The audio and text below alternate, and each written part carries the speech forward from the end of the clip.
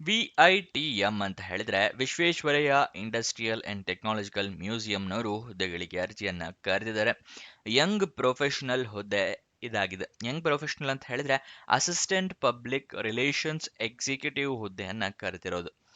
ಎಷ್ಟು ಹುದ್ದೆ ಖಾಲಿ ಇದೆ ಅಂತ ಹೇಳಿದ್ರೆ ಒಂದು ಹುದ್ದೆ ಖಾಲಿ ಇದೆ. ಉದ್ಯೋಗ ಸ್ಥಳ ಬೆಂಗಳೂರು, ಕರ್ನಾಟಕ. ಸ್ಯಾಲ್ರಿ 35,000 ರೂಪಾಯಿ ತಿಂಗಳಿಗೆ ಇರುತ್ತೆ.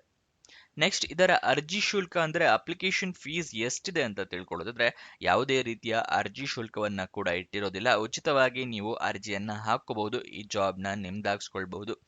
ನೆಕ್ಸ್ಟ್ ಸೆಲೆಕ್ಷನ್ ಪ್ರೋಸೆಸ್ ನ ನೋಡೋದಾದ್ರೆ ವಾಕ್ ಇನ್ ಇಂಟರ್ವ್ಯೂ ಇರುತ್ತೆ, ಕಮ್ ಟೆಸ್ಟ್ ಇರುತ್ತೆ. ಅಂದ್ರೆ ವಾಕ್ ಇನ್ ಇಂಟರ್ವ್ಯೂ ಟೆಸ್ಟ್ ಎರಡು ಒಟ್ಟಿಗೆ ಇರುತ್ತೆ. ಇದು ಸೆಲೆಕ್ಷನ್ ಪ್ರೋಸೆಸ್ ನ ವಿವರ. ಅದನ್ನ ಪಾಸ್ ಆದ್ರೆ ನಿಮಗೆ ಜಾಬ್ ಸಿಗುತ್ತೆ.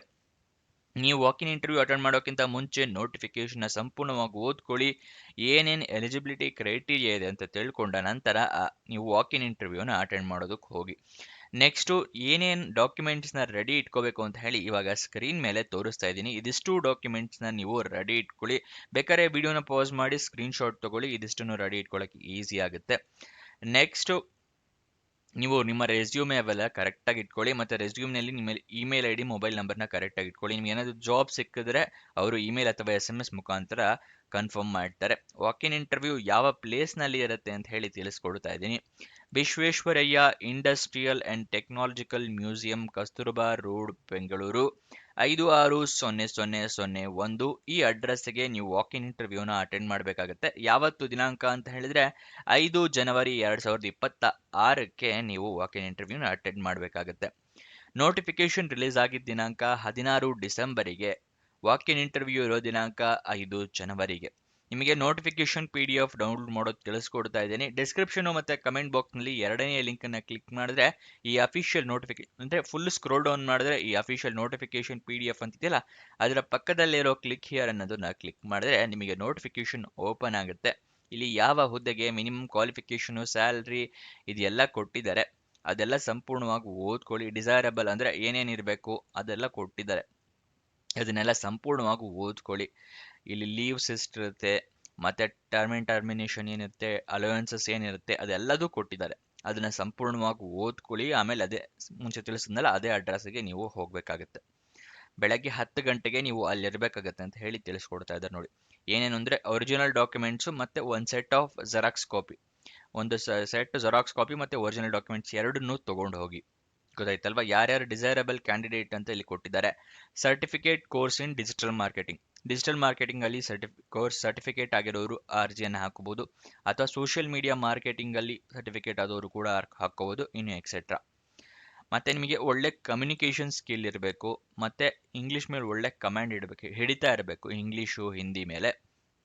ಮತ್ತು ರೀಜನಲ್ ಲ್ಯಾಂಗ್ವೇಜಸ್ ಮೇಲೂ ನಿಮಗೆ ಹಿಡಿತಾ ಇರಬೇಕು. ಅಂದರೆ ಬೆಂಗಳೂರಿನಲ್ಲಿ ಇರೋದ್ರಿಂದ ನಿಮಗೆ ಕನ್ನಡದ ಮೇಲೂ ಹಿಡಿತಾ ಇರಬೇಕು ಅಂಥವರು ಅರ್ಜಿಯನ್ನು ಹಾಕಬಹುದು. ಮತ್ತು ನಾಲೆಡ್ಜ್ ಆಫ್ ಗ್ರಾಫಿಕ್ ಡಿಸೈನಿಂಗು ಮತ್ತು ವಿಡಿಯೋ ಎಡಿಟಿಂಗ್ ಸ್ಕಿಲ್ಸ್ ಇರಬೇಕು ಅಂಥವ್ರನ್ನ ಪ್ರಿಫರ್ ಮಾಡ್ತಾರೆ ಅಂತ ಕೂಡ ಕೊಟ್ಟಿದ್ದಾರೆ. ಗೊತ್ತಾಯ್ತಲ್ವಾ? ನೆಕ್ಸ್ಟ್ ಅಫಿಷಿಯಲ್ ವೆಬ್ಸೈಟ್ ಅಡ್ರೆಸ್ ನೋಡೋದಾದ್ರೆ vismuseum.gov.in, vismuseum.gov.in ಇದು ಅಫಿಷಿಯಲ್ ವೆಬ್ಸೈಟ್ನ ಅಡ್ರೆಸ್ ಆಗಿದೆ. ಎಜುಕೇಷನ್ ಕ್ವಾಲಿಫಿಕೇಶನ್ ತಿಳಿಸ್ಕೊಡ್ತೀನಿ. ಅದಕ್ಕಿಂತ ಮುಂಚೆ ವಯೋಮಿತಿಯ ಡೀಟೇಲ್ಸ್ನ ತಿಳ್ಕೊಳ್ಳೋದಾದ್ರೆ ಮ್ಯಾಕ್ಸಿಮಮ್ 35 ವರ್ಷದವರು ಕೂಡ ಅರ್ಜಿಯನ್ನು ಹಾಕೋಬಹುದು. ವಯೋಮಿತಿ ಸಡಲಿಕೆ ಕೊಟ್ಟಿರೋದಿಲ್ಲ. ಎಜುಕೇಷನ್ ತಿಳಿಸ್ಕೊಡ್ತೀನಿ. ಅದಕ್ಕಿಂತ ಮುಂಚೆ ಯಾವ ವೆಬ್ಸೈಟ್ನಲ್ಲಿ ಜಾಬ್ ಡೀಟೇಲ್ಸ್ ತಿಳಿಸ್ತಾ ಇದ್ದೀವಿ ಅಂದರೆ ನಮ್ಮದೇ ವೆಬ್ಸೈಟು ನಿಮಗೋಸ್ಕರ ಕ್ರಿಯೇಟ್ ಮಾಡಿದ್ದೀವಿ, prgovernmentjobs.com ಅಂತ ಹೇಳಿ. ಇದರ ಲಿಂಕು ನಿಮಗೆ ಡಿಸ್ಕ್ರಿಪ್ಷನ್ನು ಮತ್ತು ಕಮೆಂಟ್ ಬಾಕ್ಸ್ನಲ್ಲಿ ಮೊದಲೇ ಲಿಂಕ್ ಆಗಿರುತ್ತೆ. ಅಲ್ಲಿಂದ ಕ್ಲಿಕ್ ಮಾಡಿ ಹಲವಾರು ಜಾಬ್ಸ್ಗೆ ಅಪ್ಲೈ ಮಾಡಬಹುದು ನೀವು. ಮತ್ತೆ ನಮ್ಮ ವಾಟ್ಸಪ್ ಮತ್ತು ಟೆಲಿಗ್ರಾಮ್ ಚಾನಲ್ನ ಜಾಯಿನ್ ಆಗಿಲ್ಲ ಅಂತ ಹೇಳಿದರೆ ಡಿಸ್ಕ್ರಿಪ್ಷನಲ್ಲೇ ಲಿಂಕ್ ಕೊಟ್ಟಿದ್ದೀವಿ. ಮತ್ತು ಈ ವೆಬ್ಸೈಟ್ನಲ್ಲೂ ಕೂಡ ಈ ರೀತಿ ಬಟನ್ಸ್ನ ಕೊಟ್ಟಿದ್ದೀವಿ. ಇಲ್ಲಿಂದ ಕ್ಲಿಕ್ ಮಾಡಿ ವಾಟ್ಸಪ್ ಮತ್ತು ಟೆಲಿಗ್ರಾಮ್ನ ಜಾಯಿನ್ ಆಗಿ. ಓಕೆನಾ? ನೆಕ್ಸ್ಟ್ ಎಜುಕೇಷನ್ ಕ್ವಾಲಿಫಿಕೇಷನ್ ತಿಳ್ಕೊಳ್ಳೋದಾದರೆ ಗ್ರ್ಯಾಜುಯೇಷನ್ ಕಂಪ್ಲೀಟ್ ಆದವರು ಅಥವಾ ಪೋಸ್ಟ್ ಗ್ರ್ಯಾಜುಯೇಷನ್ ಅಥವಾ ಡಿಗ್ರಿ ಡಿಪ್ಲೊಮೊ ಆದವರು ಅರ್ಜಿಯನ್ನು ಹಾಕ್ಕೋಬಹುದು. ಗೊತ್ತಾಯ್ತಲ್ವಾ? ಇದಿಷ್ಟು ಎಜುಕೇಷನ್ ಕ್ವಾಲಿಫಿಕೇಷನ್ನ ವಿವರ. ಕೊನೆ ತನಕ ನೋಡಿದ್ದಕ್ಕೆ ಧನ್ಯವಾದ. ಇನ್ನೊಂದು ಜಾಬ್ ವಿಡಿಯೋ ಜೊತೆ ಸಿಗೋಣ. ಬಾಯ್ ಬಾಯ್.